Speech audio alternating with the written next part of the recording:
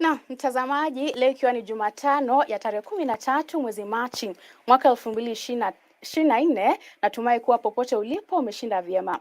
Hujambo na karibu katika taarifa zetu za Dira ya Hope TV usiku huu, ni kujuza taarifa ambazo zimejiri. Mie ni Alice Diana na Boniface Mureithi ananisaidia katika lugha ya ishara. Na tukianza ni kuwa Joseph Irungu almaarufu Joey amehukumiwa kifo baada ya kupatikana na hatia ya mauaji ya mfanyabiashara Monica Kimani. Jaji wa Mahakama Kuu Grace Nzioka katika uamuzi wake alitangaza kuwa mauaji hayo ya kutisha ya Monica Kimani yalikuwa ya kimakusudi na kwamba alijeruhiwa vibaya kwa kutumia silaha hatari. Wakizungumza baada ya hukumu hiyo, mawakili wa Joey almaarufu Joey wamesema kuwa watakata rufaa dhidi ya hukumu hiyo na kusema kuwa uamuzi wa jaji uliegemea hisia za umma badala ya ushahidi. Abigail na mude na mengi zaidi.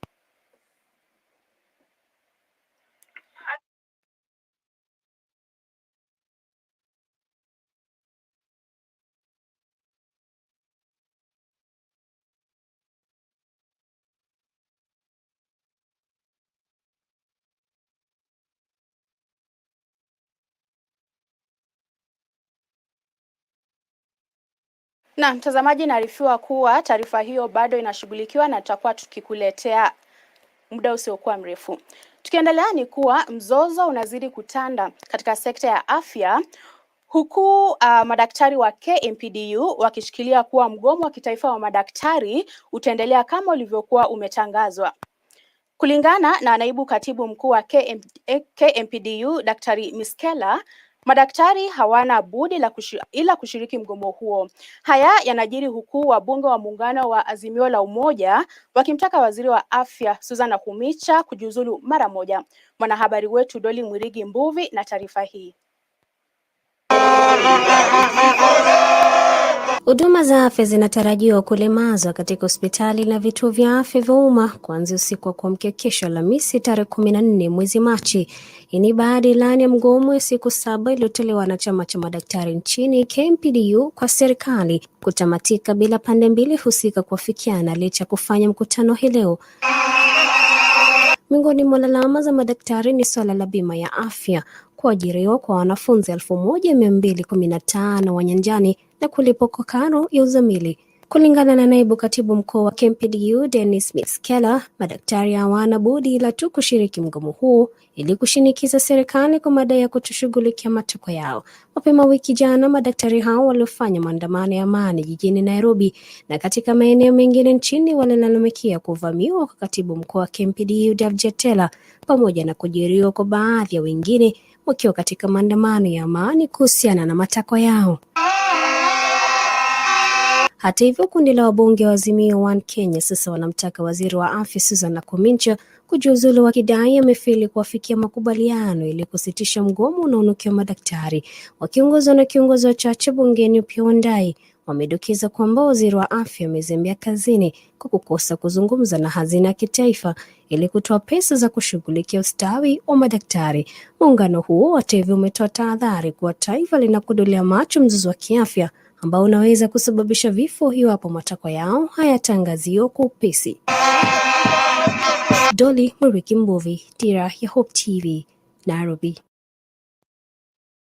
Naam, tukiendelea ni kuwa mke wa naibu rais mchungaji Dorcas Rigathi amesisitiza kuwa hatalegeza kamba katika vita dhidi ya utumizi wa dawa za kulevya miongoni mwa vijana kote nchini. Akihutubia viongozi wa kidini kutoka kaunti ya Laikipia, mchungaji Dorcas alisema hakuna kitakachomzuia katika azma yake ya kumwokoa mtoto wa kiume ambaye amekadhibiwa na changamoto ya ulevi. Aidha, amewataka viongozi hao wa kidini kuwa mstari wa mbele katika kupambana na hatari hiyo ambayo imesababisha vifo vya maelfu ya watu. Naibu wa rais amekuja hapa kwetu na kusema ya kwamba atachukua sehemu hii yetu, ndiposa watoto wetu ambao wameathirika sehemu zote waje hapa Laikipia na waweze kupata manufaa kutoka hapa Laikipia. Kwa hivyo tuna sababu tosha ya kusema asanti. Tunasema heko na tunasema kongole. She has come again to relight the fire.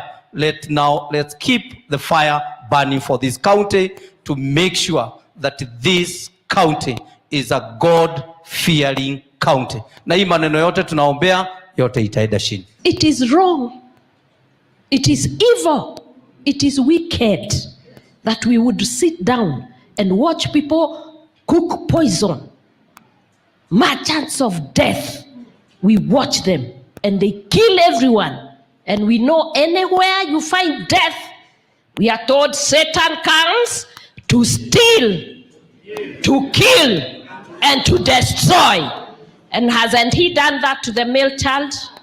This is the message we are sending. We have no problem with their business, but the business that kills people, that is not business. It is murder. And anyone who murders people, what does the law say? They should be behind bars. And the church must start to speak. Na tukisalia na taarifa inayofungamana na swala la vita dhidi ya pombe haramu, ni kwa kamanda wa polisi kaunti ya Bungoma Francis Koli amelaumu pakubwa bodi inayopeana leseni kuendesha biashara ya pombe nchini, akitaja leseni hizo kuwa kikwazo katika vita dhidi ya pombe haramu. Akizungumza baada ya msako wa pombe hiyo haramu, Koli alisema kuwa serikali italazimika kuwachukulia hatua kali wale ambao walitoa leseni kwa ufunguzi wa maeneo ya burudani karibu na makazi na shule katika kaunti ya Bungoma, na kusema kuwa kila mtu anastahili kuwajibika. Koli aliongeza kuwa msako huo utaendelea kila kona ya kaunti hiyo ili kukomesha uraibu wa pombe haramu, huku akiwaonya maafisa dhidi ya kuhitilafiana na juhudi hizo za vita dhidi ya msako huo. Hapo jana zaidi ya lita 10,000 ya pombe haramu ilinaswa katika kijiji cha Sango, eneo bunge la Kabuchai. The issuance of the licenses is the role of the board itself. So we would also stop other business and go for the board members who have disregarded these and issued the licenses in total disregard of the law. Because that is the source of all these problems. That if we are not keen in terms of making everybody accountable, then you are the cause of whatever deaths, you are the cause of whatever happened to them because you issued the license. So we might now go to that phase, and if there is anybody who has those intentions, issuing licenses as individual, then he takes responsibility. We've done some progress in terms of arrest of those involved in drugs and also illicit brew operations on those unlicensed bars, and also the chemists, the pharmacies within the county. And what I'm saying is the operations will go on. We are not going to stop until when people will learn to follow the procedures that have been laid down. Naam, kwingineko ni kuwa wazazi nchini walio na watoto waliozaliwa na ulemavu wamehimizwa kutowaficha na badala yake kuwasajili katika taasisi zinazoweza kuwasaidia katika kuwarekebisha. Profesa Julia Ojiambo, mdhamini wa hazina ya kitaifa ya walemavu nchini NFDK, ameelezea kusikitishwa na suala la muda mrefu la wazazi kuwaficha nyumbani watoto wenye ulemavu badala ya kuwaruhusu kupata usaidizi unaohitajika na kuwaunganisha katika jamii. Ojiambo, ambaye alikuwa akizungumza huko Ugenya, kaunti ya Siaya, sasa amewataka wazazi na walezi wa watoto wanaoishi na ulemavu kuwasiliana na mashirika husika ili wapate usaidizi.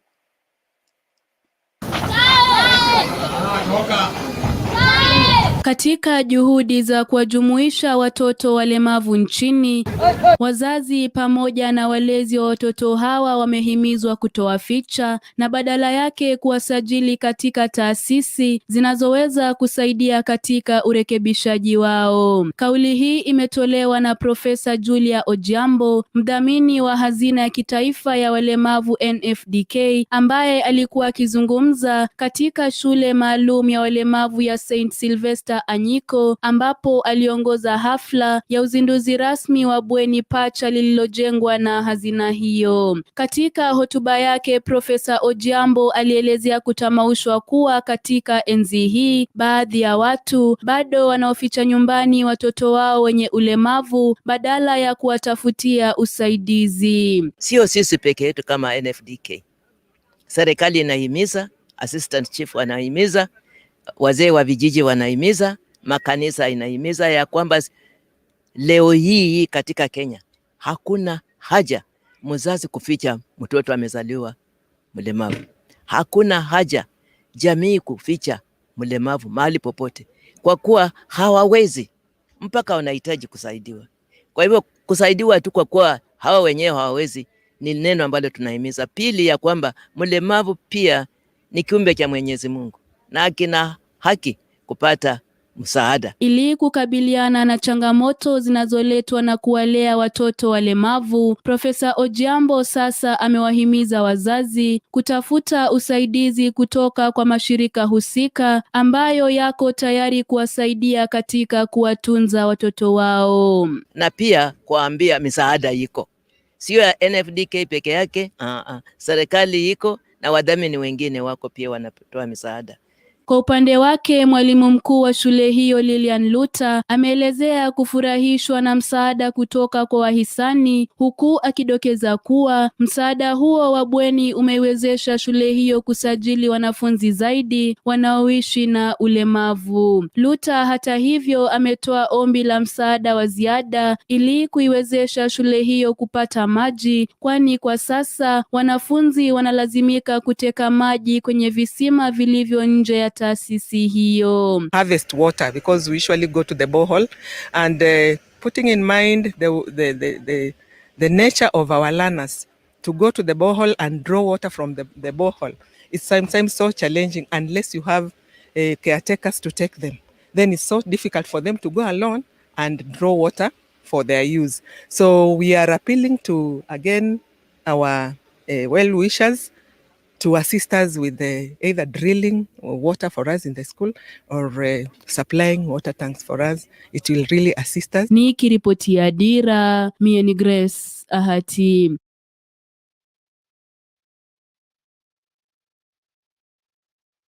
Mtazamaji, turejelee taarifa yetu ya kwanza ambapo Joseph Irungu almaarufu Joey amehukumiwa kifo baada ya kupatikana na hatia ya mauaji ya mfanyabiashara Monica Kimani.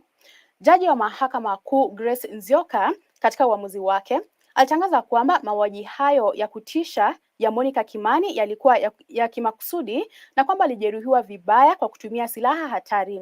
Wakizungumza baada ya hukumu hiyo, mawakili wa Joey wamesema watakata rufaa dhidi ya hukumu hiyo na kusema kuwa uamuzi wa jaji uliegemea hisia za umma badala ya ushahidi. Abigail Namude na mengi zaidi. Between 2016 and 2023, over 500 women have been killed. Joseph Irungu almaarufu Joey amehukumiwa kifo baada ya kupatikana na hatia ya mauaji ya mfanyabiashara Monica Kimani mnamo mwaka wa 2018 katika nyumba yake ya Lamuria Gardens jijini Nairobi. Jaji wa Mahakama Kuu Grace Nzioka katika uamuzi wake Network of Data Organization alitangaza kwamba mauaji hayo yaliyokuwa ya kutisha yalikuwa yamekusudiwa. States that about 500 women have been killed in Kenya from January 2016 to 2022. Jaji Nzioka aliendelea kusema kuwa Joseph Kuria Irungu atakabiliwa na hukumu ya kifo kama ilivyoelezwa kwa kosa la mauaji chini ya kifungu cha 204 cha kanuni ya adhabu ya Kenya, na akathibitisha zaidi kuwa baada ya kutenda kosa hilo kulikuwa na jaribio la kuficha ushahidi. Most disturbing was a case of Rita Mweni. Aidha, Jaji Nzioka alisema hakukuwa na kiwango cha uchochezi kutoka kwa mwathiriwa, hivyo mauaji hayo hayakuwa ya ajali. Jaji huyo pia alitaja kwamba kifo cha Monica kilimwacha mamake katika mshtuko na kuchangia kuugua kwake na kuwa katika hali ya sintofahamu, yani koma ambayo hajawahi kupona, huku akibaini kuwa kitendo cha mauaji hakiathiri familia ya karibu pekee, bali ni hasara kwa familia, marafiki, wafanyakazi wenza na jamii kwa jumla. Hatimaye kesi ambayo imehairishwa kwa zaidi ya miaka 5 imekamilika leo hii na hukumu ya kifo dhidi yake mshukiwa mkuu aliyepatikana na hatia Joey, hatua hii ikiashiria haki kwa familia yake Monica Kimani. Abigail Namude, Dira ya Hope TV. For the state, apologies, I was late. Na kwingineko ni kuwa naibu gavana wa kaunti ya Kisii, Daktari Robert Monda, amekana madai yote manne yanayomkabili.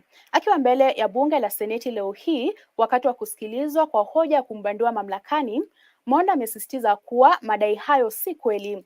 Bunge la Seneti litasikiliza hoja hiyo kwa siku 2 na kutoa uamuzi wake. Keta Ndiego na maelezo zaidi.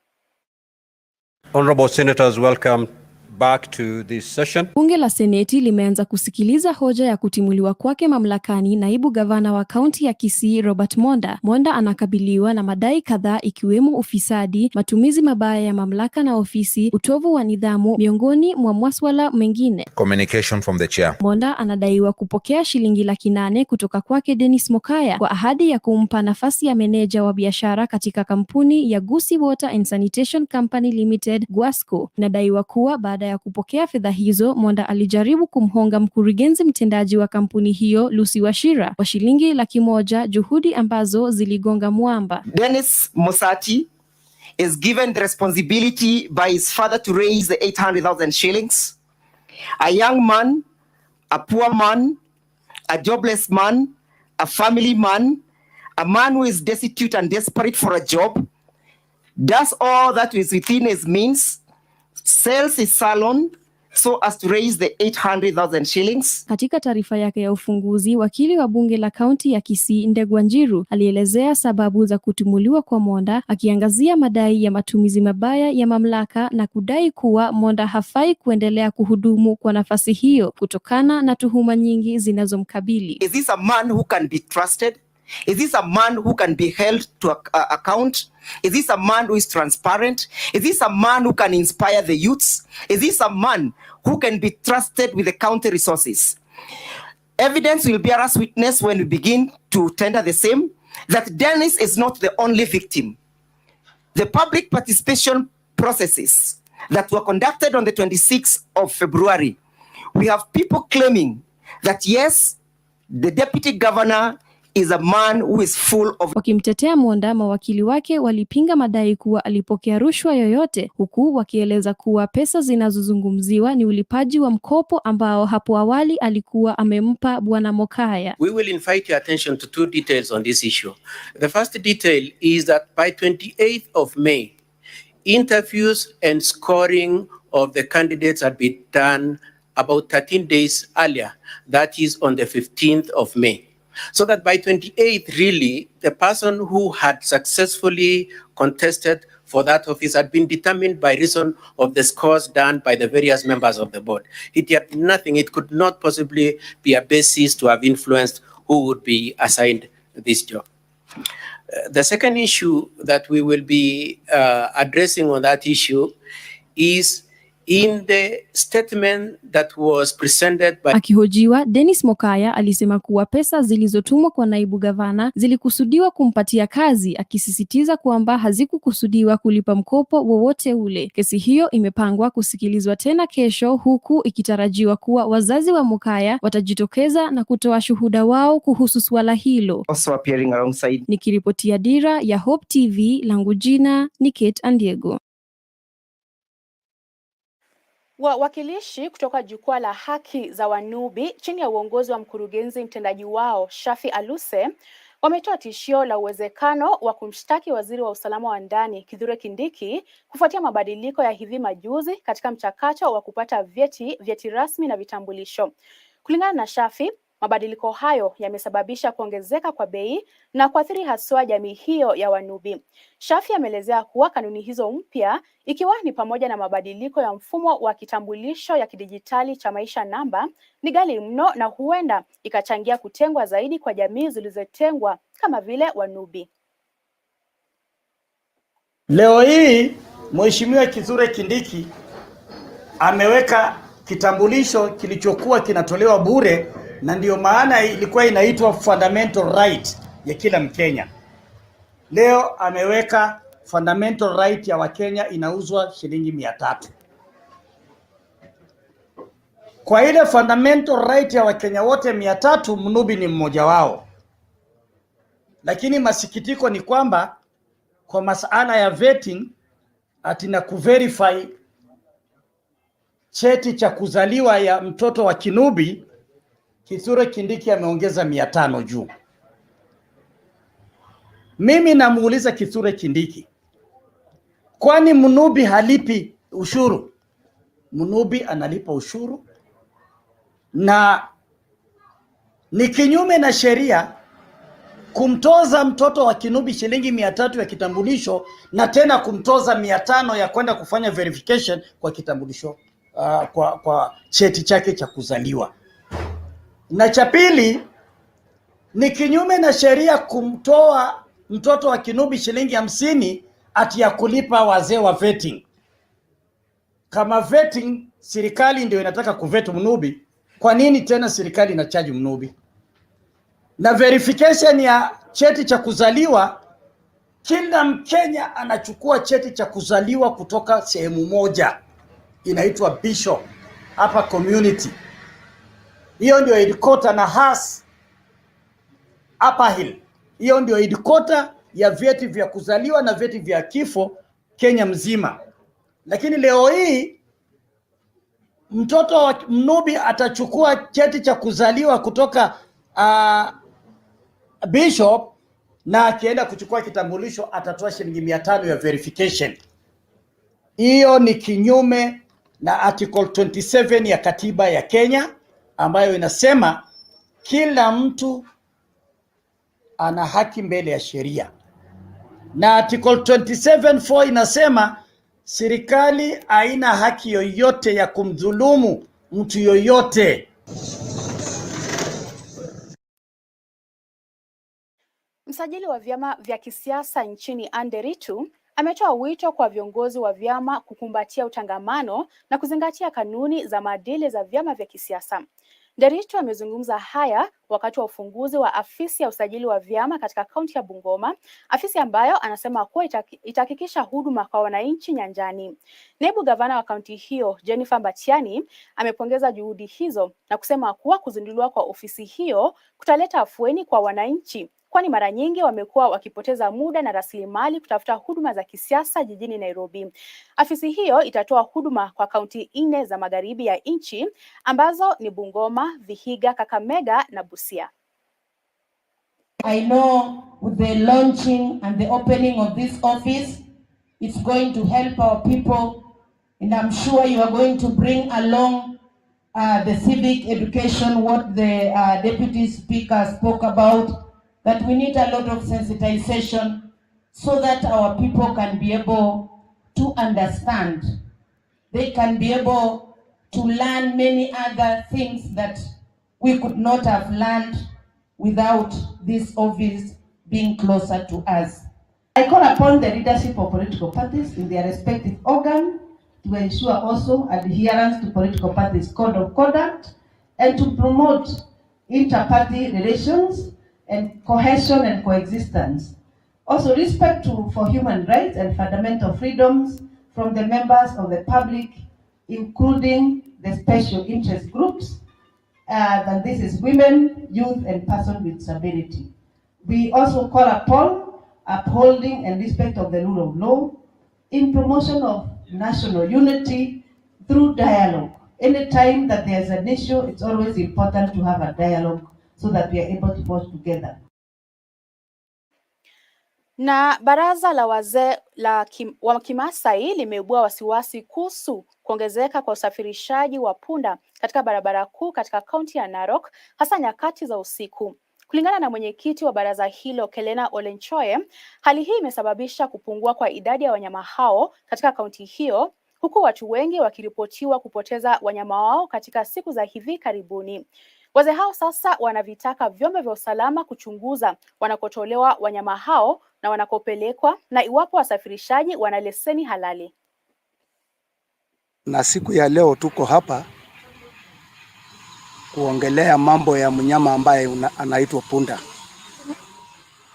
Punda katika jamii ya Kiafrika yote ni kitu cha maana sana. Na kulingana na vile tunaona ama vile mahali tunaelekea, punda inaenda kuisha, kwa sababu kuna soko ambaye imepatikana tunasikia inachukua ngozi inapelekwa China, sijui wanaenda kutumia na njia gani, na nyama hatujui mahali inaenda. Na hii punda ni mnyama unaitwa punda, ni mnyama wa maana katika jamii yetu ya Kimasai. Punda hata wakati ukiua punda kimakosa hailipwi kama ng'ombe. Punda inashukuliwa kama mnyama takatifu. Lakini hata nafikiri sio usaji sana ambayo ndio inatumika, ni wizi ndio inatumika zaidi. Hata leo nimekutana na karibu 200 ama 300 hapo Lopito, sijui wanaelekezwa wapi. Na nataka kuomba vijana hawa watu tuache hiyo, maana ni mbaya. Tuache hiyo wizi wa punda, hata hii ya kununua. Na nasikia kama ni wa China zaidi ndio wanahitaji ngozi za punda. Kama kuna sehemu nyingine katika mili zao ambayo wanahitaji na huwa wanashindwa kwa sababu hiyo, sijui nyama zinapelekwa wapi, lakini nasikia sana ni ngozi. Na mimi nauliza, ikikubalikwa punda hizi kushinjwa na kuuzwa na kufanywa nini, ni kwa muda gani? Ni kwa muda kidogo sana, kwa sababu ni wanyama wachache na haitafaidi. Itakuwa ni kumalizwa, wamemalizwa na watu watapata shida, wale ambayo huwa wanatumia, ambayo hawana uwezo mwingine isipokuwa ya punda. Naam, taarifa hiyo kutoka kaunti ya Narok ndio inatukamilishia taarifa zetu za Dira usiku huu. Shukrani sana mtazamaji kwa muda wako. Kwa niaba ya wote ambao wamefanikisha taarifa hizi na kutakia usiku mwema, mimi ni Alice Diana na Boniface Mureithi amenisaidia katika lugha ya ishara.